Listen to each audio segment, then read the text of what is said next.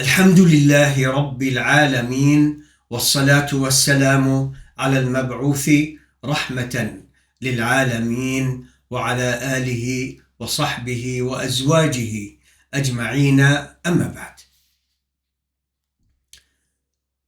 For centuries, for a very long time, the Shia had dreams of controlling Mecca and Medina.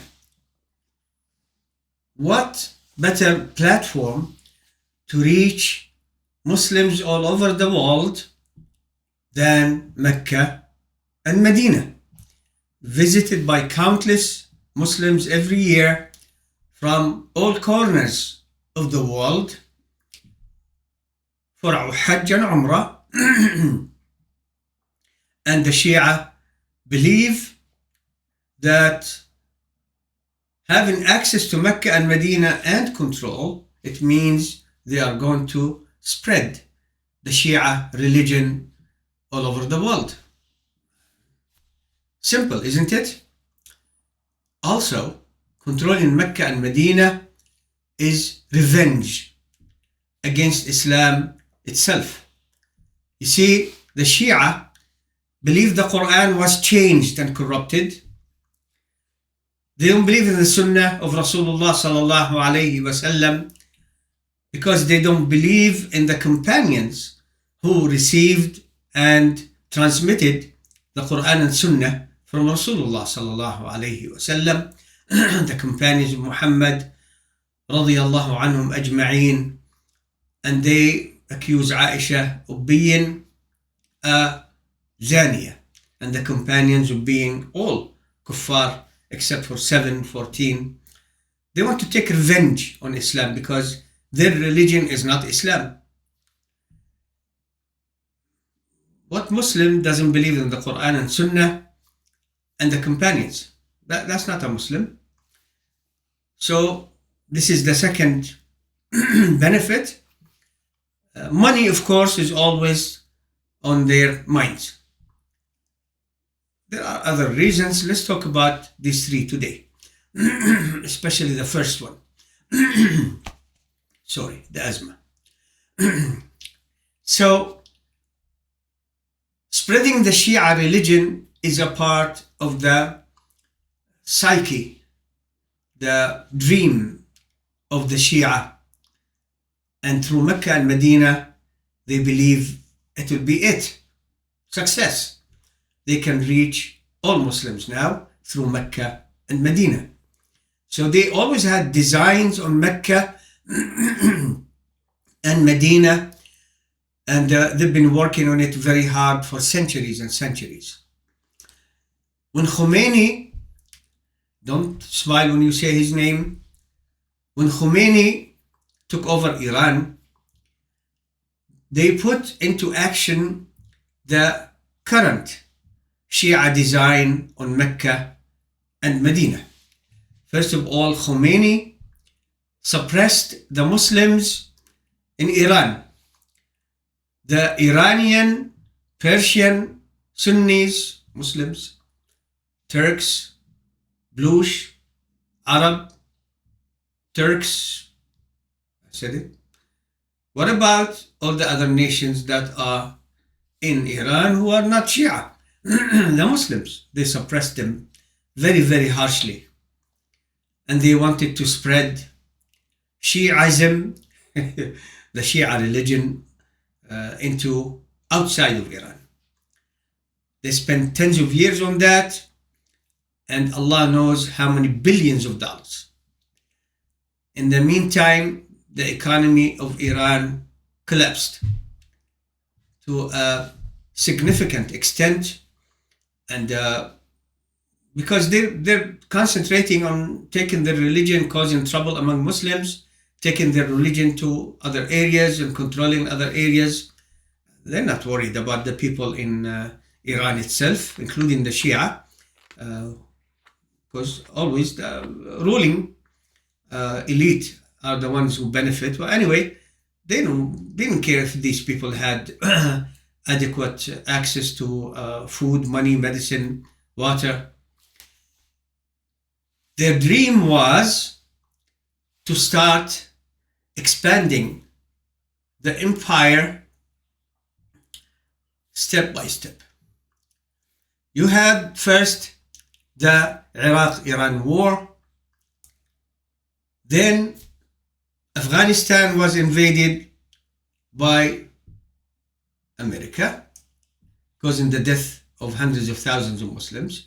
Iraq was invaded by America and the West, causing the death of hundreds of thousands of Muslims.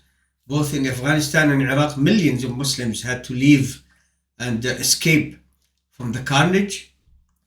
Then Bush, Cheney gave Iraq to Iran as a gift for free, furnished with lots of oil, and they took it. Of course, they started a vicious, violent campaign of terror, death and destruction against the Muslims in Iraq. So many of them left the country, hundreds of thousands were killed, and they control Iraq. Now, in Lebanon, they had Hassan Nasrallah. Hassan Nasrallah, by the way, in the early 80s, nobody heard about them and his group. Hizb al-Mut'a, Hizb al-Shaytan, Hizbullah. Nobody heard about them. They were gradually building up their group. So Iran now had an opportunity. In Syria, there are the Alawis. Actually, the Nusayris. The Nusayris, who worship Ali ibn Abi Talib, were in control in Syria. It's the French, during their occupation of France, they actually promoted the name Alawis. They didn't invent it, but they promoted the name. So the Iranians thought that to build the empire from the borders of Afghanistan, and the western part of Afghanistan, by the way, is filled with Shia, lots of them. Iran, of course, Iraq, Lebanon, Syria is very important to make it an entire empire. The empire of Kisra, again, even though Rasulullah sallallahu alayhi wasallam said that when Kisra dies, the last one during his time, during the time of his companions, then there is no more Kisra after that, but they want to bring Kisra back. Syria was a very important part, but it's under the Alawis, the Nusayris, Shia, Ja'faris. Of course, in Syria you have the Druze, the Ismailis. The Ismailis are Shia, and they tried to assassinate Salah ad-Din during the besiege of Akka when he was fighting the Crusaders. The Nusayris, since 1971, became in total control of Syria when Hafez al-Assad removed all other groups from government and he became the leader. Now, there is a history between the Nusayri Ja'fari Shia and the Ja'fari Shia, especially in Iran.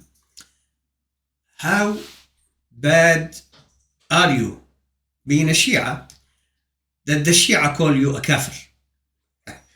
You must be really, really terrible, especially if those who are calling you a kafir are kafir themselves, the Ja'faris. No Quran, no Sunnah, no companions who promoted the Quran and Sunnah to the world and practiced it. And Aisha became a Zaniya. So if anyone thinks that this is a definition of a Muslim, then you should recheck your ID, your Muslim ID. So Syria was a major part of their dream, and the Alawis, while Hafez al-Assad was alive, and a half of the time since 2011, Bashar didn't need Iran. They had relations, but they always despised each other.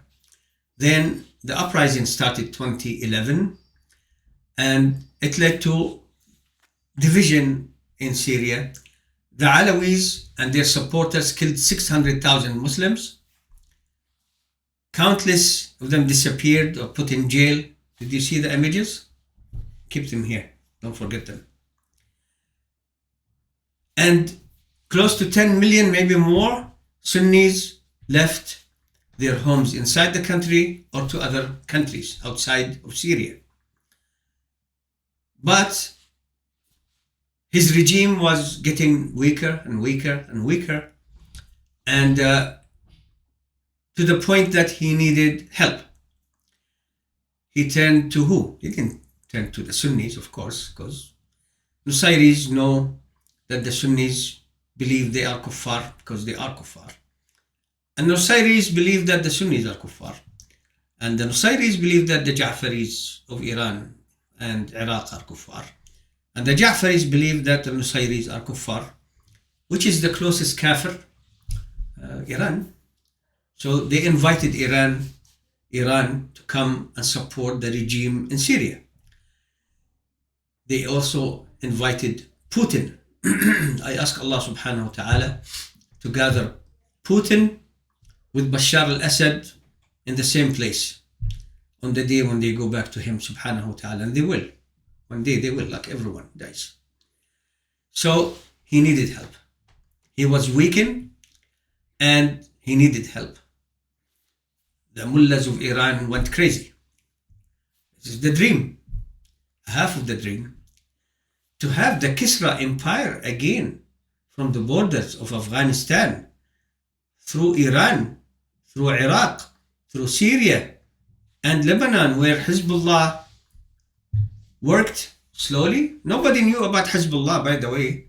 Hezb al-Shaytan, Hezb al-Lat, Hezb al-Mut'a, Hassan Nasr al-Shaytan, Nasr al-Lat, Nasrullah, that's his name. He doesn't deserve it. Nobody knew about them in the 1980s because he was building their group and their presence in Lebanon slowly until they took over and suppressed the Muslims in Lebanon very badly. They prevented any attack by the Palestinians on the Jews because they're in control. And when the Jews invaded Lebanon, it was their area that they dominated, that they disputed with Israel. It wasn't about Palestine, never was. So he wanted help. Hezbollah, that killed so many Muslims in Lebanon and prevented any defense against the Jews from those areas. Not a single soldier from Hezbollah went into Palestine after they lured the leadership of Hamas to attack the Jews. Not even one soldier. However, when the Shia needed help against the Sunnis, they were there. They sent between 20 and 30,000 fighters from Lebanon to Syria, and they killed so many Muslims. Men, women, and children. Torture. They stole. They expelled. They did so much damage among the Muslims in Syria. I ask Allah subhanahu wa ta'ala to destroy them all for the inhumanity that they demonstrated in Syria. Putin always wanted, and Russia, since before the communist revolution, they always wanted access to warm waters. And he gave them what? He gave them Tartus and gave them Ladiqiyah. They had finally their base on the Mediterranean. And he went his air force. He sent his air force there and to defend Bashar in return for these bases. They killed so many Muslims, like they did before in Chechnya and other areas. So many Muslims, especially in Halab. Carpet bombing. Untold number of Muslims were killed, destruction, entire areas. To imagine what this criminal pig did to Syria, imagine what this criminal pig did to other Christians, Slavs like them, Christians in Ukraine. And Russia kept saying that the Russian people came from Kiev, ala kifak. But imagining what he did to the Ukrainians would give you an idea about what he did to the Muslims in Syria, maybe 10 times. See? Lebanon, Hezbollah suppressed Islam and Muslims in Lebanon, suppressed any fighting against the Jews by the Palestinians at a minimum. And Syria weakened, they needed help, then Iran came. Iran was just, like I said, they went crazy. They want Syria.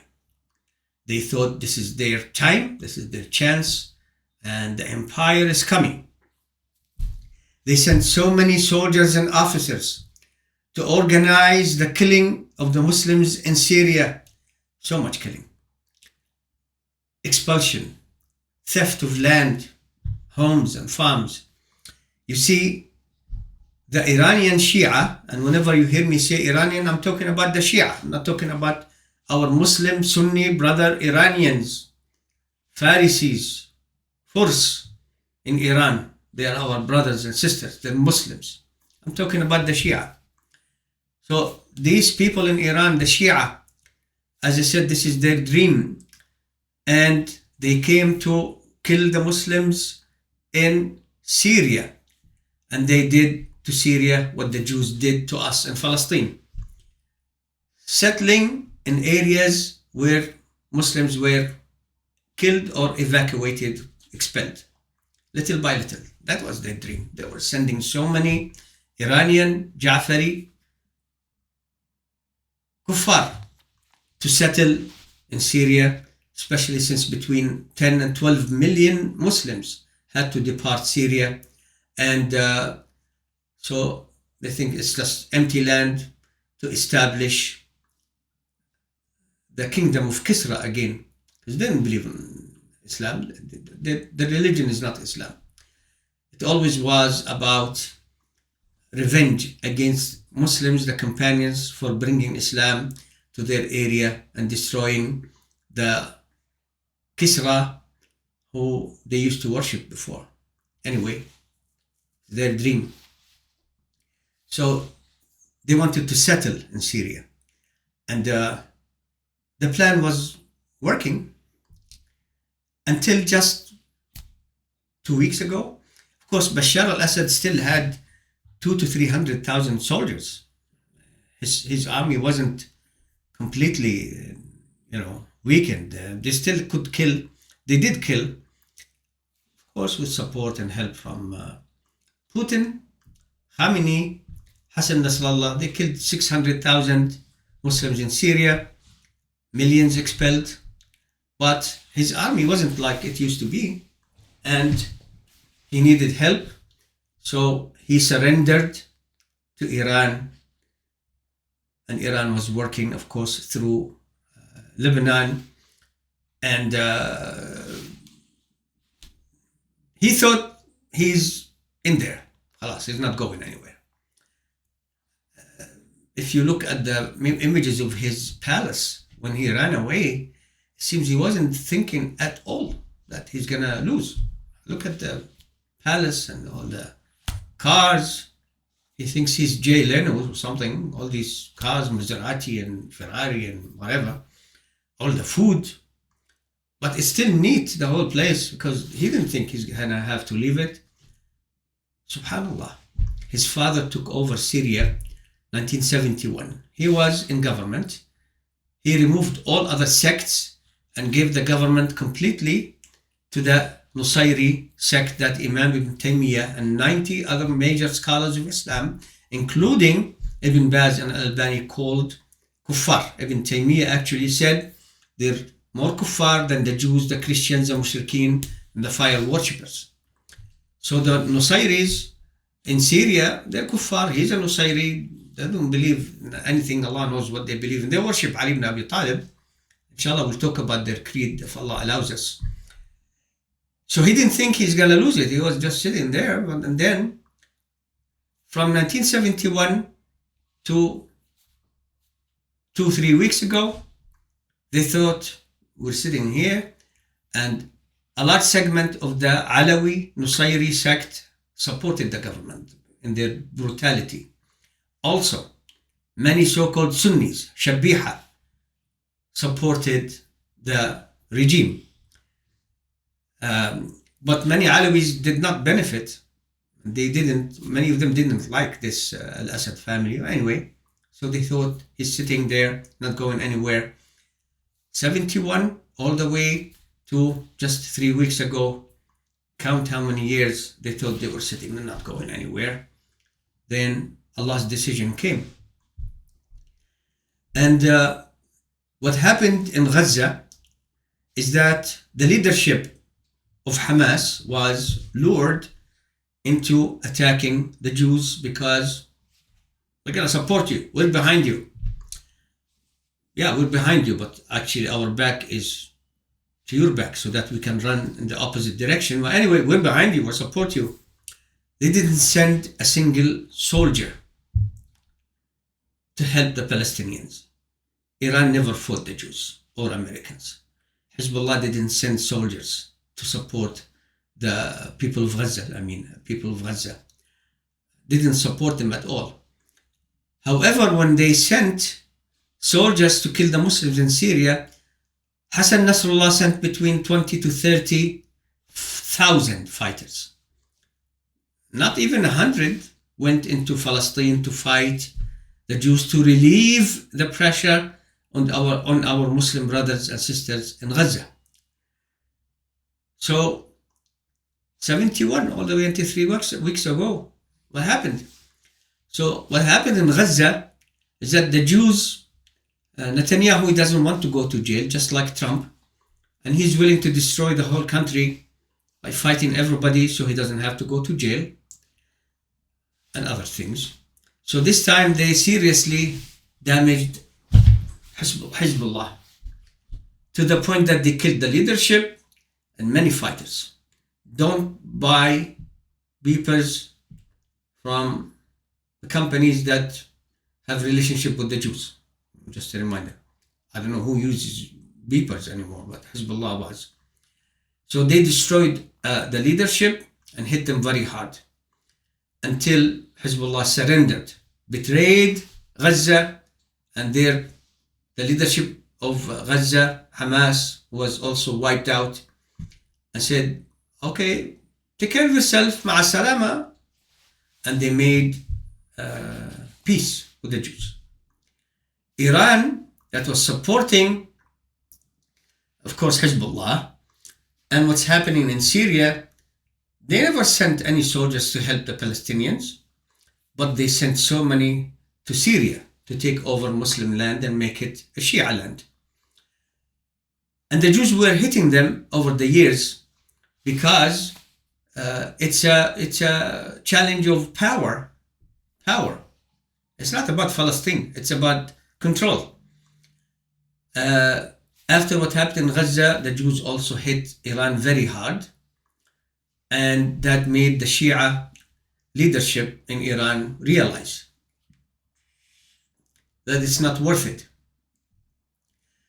As for Putin, the man who did to Halab 10 times or more than what he did to Ukraine, the Christians, Slavs, history between them, look what he did, think 10 times what he did in Halab, the carpet bombing, the destruction. So the West was bleeding Russia in the Ukraine, and he needed those two bases that they started in Syria.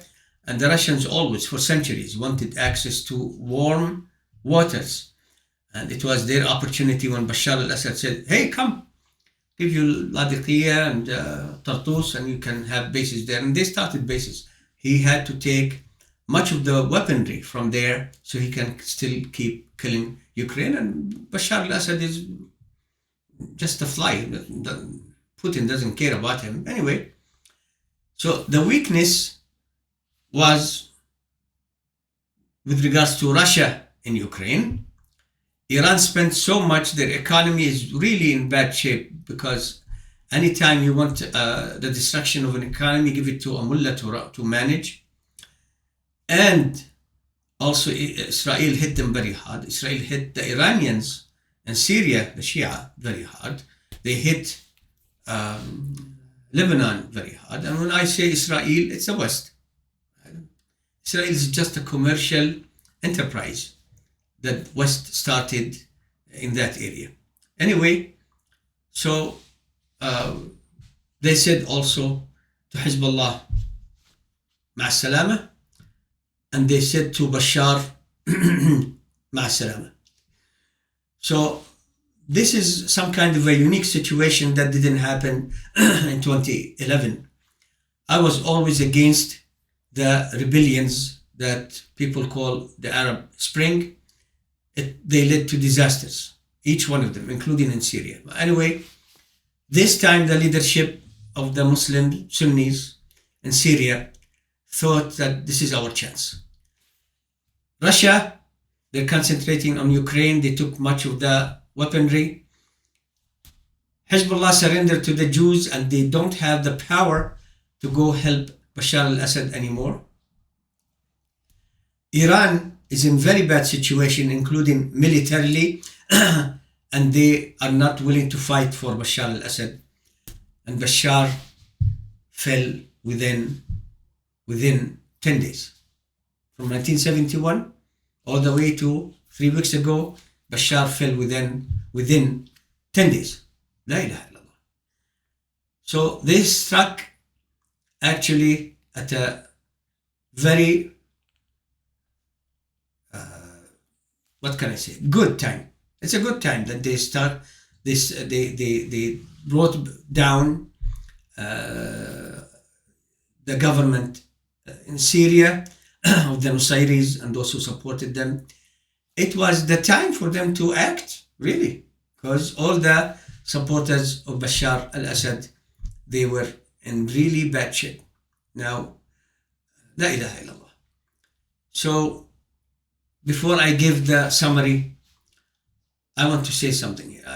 Brothers and sisters, my name is Jalal Abualrub, Jalalabualrub. Allah bless me and my family to produce more than 70 books so far, thousands of articles, all about Islam, all in English. Imam Ibn Baz rahimahullah said that those who write in defense and explanation of Islam deserve a part of the zakat. So we deserve a part of zakat al-mal. Also, don't pay your taxes to the American government that will send the money to the Jews to kill our Muslim brothers in Gaza. Before you pay every charity you can, you're allowed to.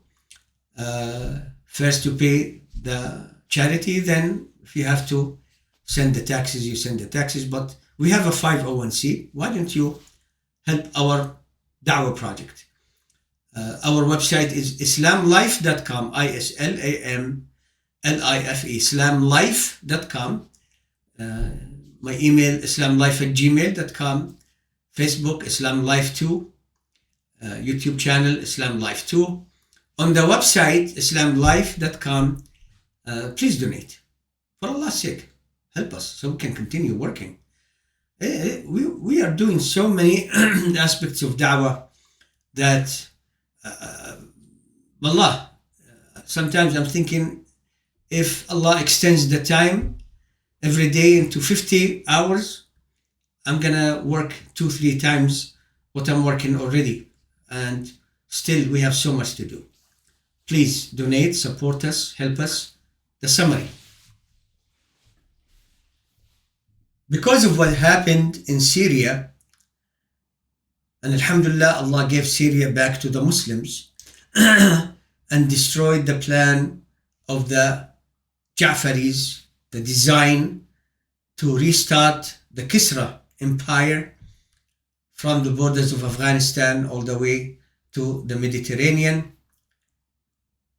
every mullah is now for himself. Every mullah is saying, I'm just going to take care of my mullahship. I don't want to lose it. So Iran is concentrating on themselves. I hope they get out of Iraq very soon. So Muslims have good news for a change. So what's the summary? After Syria, every mullah is for himself. Walhamdulillahi Rabbil Alameen.